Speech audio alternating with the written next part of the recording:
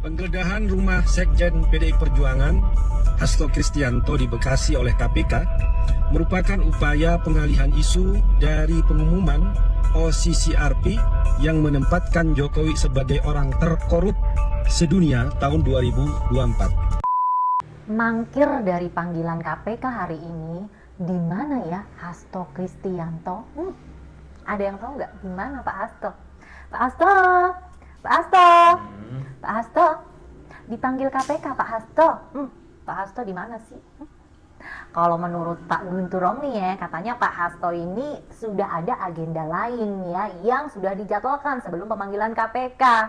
Iya, agenda itu adalah mengenai hari ulang tahun PDI Perjuangan gitu, kan? Kalau menurut kalian Pak Hasto di mana, guys? Mungkin Pak Hasto kan sedang bersyodi gitu ya, syodi banget gitu. Atau Pak Hasto memang lagi sibuk banget ya kan? Mungkin menyelesaikan syuting puluhan video itu ya, yang katanya akan menggegerkan jagat raya ini gitu ya. Ya walaupun udah 10 hari nih, udah 10 hari kagak ada satupun videonya yang rilis gitu ya. Iya. Ya udahlah, dimanapun Pak Hasto, Pak Hasto dipanggil KPK, Pak Hasto dipanggil KPK, Pak Hasto.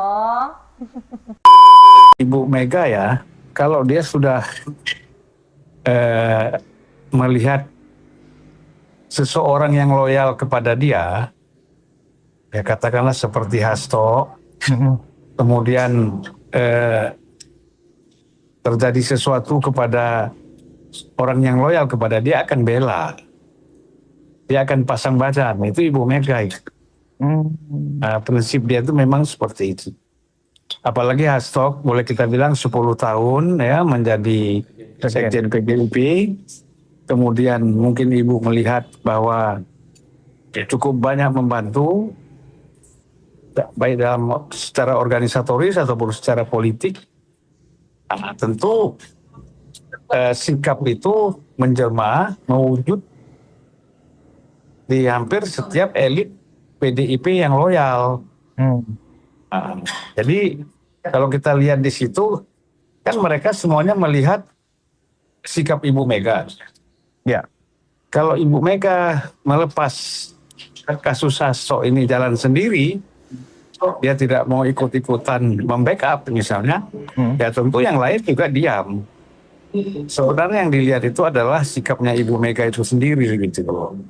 Nah, jadi sehingga siapapun mereka reaktif terhadap kasus ini, membela, ya. Nah, jadi mereka bukan membela PDIP, mereka membela Ibu Mega sebenarnya. Nah, gitu loh. Jadi sikap itu sikap membela Ibu Mega, sehingga orang kalau sudah membela seperti itu, kadang-kadang menjadi emosional, ya, tidak rasional. Kurang rasional, bukan tidak rasional, kurang lah rasional.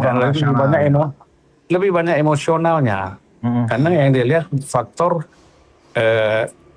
Ibu Mega sebagai ketua umum gitu. Nah ini saya kira yang menjadi masalah di dalam PDIP itu gitu. Ya. Nah, kalau kita lihat misalnya ancaman, video, skandal, siapa yang melakukan itu? Kan kalau katakanlah misalnya benar ya, misalnya kita anggap saja ini misalnya benar, bahwa Pak Jokowi ada rencana begini, begitu, rekayasa segala macam, dan itu bicara sama Hasto, bicara sama elit PDIP, kan elit PDIP kan juga terlibat, membongkar diri sendiri. Ya kan? Kalau itu benar, tapi saya nggak yakin lah. Nggak berapa yakin saya. Paling ya ngobrol-ngobrol ada, ya kan? Langkah-langkah apa secara organisasi yang harus dilakukan, karena saat itu kan Pak Jokowi masih dianggap kader dan orang dalam PDIP kan, apalagi dia sebagai presiden. Itu kemungkinan bahwa apa yang disampaikan atau bisa saja terjadi, bukan tidak mungkin. Ya, nah, tapi apakah itu bisa menjadi alasan atau bukti? Ngobrol-ngobrol biasa misalnya, ya. Apalagi Guntur Romli yang ngomong. Guntur Romli kan menjelang Pilpres saja dia masuk PDIP. Sebelumnya kan dia PSI menyerang PDIP juga kan gitu. Iya. Nah, sekarang jadi jubir PDIP, ya kan? Ya dia mungkin dapatlah sedikit-sedikit informasi dari Hasto dan dari yang lain ya. Tapi sebenarnya kalau dia maju ke depan untuk bicara, ya kosong juga ini. Oh. Ya, Zong gitu Bang ya. ya, belum beli omong kosong. Omon-omon. orang dia baru kan, tidak banyak tahu persis apa sebenarnya PDIP itu. Ya tahulah kulit-kulitnya kan. Jadi ini orang ketawa aja. Yang ngerti pasti ketawa gitulah. Yang nggak ngerti nganggap serius kan gitu. Buat saya aneh-aneh aja lah gitu. Aneh-aneh. Nah, karena Guntur Romli ini kan dia mengatasnamakan diri, yang dikutip media itu kan dia sebagai juru bicara PDI Perjuangan saat ini Bang. Artinya seolah-olah statement yang disampaikan oleh Guntur Romli itu memang sikap dari PDI Perjuangan. Terakhir hari ini yang terdengar adalah perkembangannya bahwa menurut Guntur Romli, PDI Perjuangan tidak percaya lagi dengan seluruh aparat penegak hukum di Indonesia, baik itu kepada KPK, kepolisian, dan kejaksaan. Nah, oleh sebab karena mereka sudah tidak percaya itu, makanya kemudian mereka mencoba menempuh jalur lain, harus langsung kepada rakyat. Karena rakyat yang punya kedaulatan.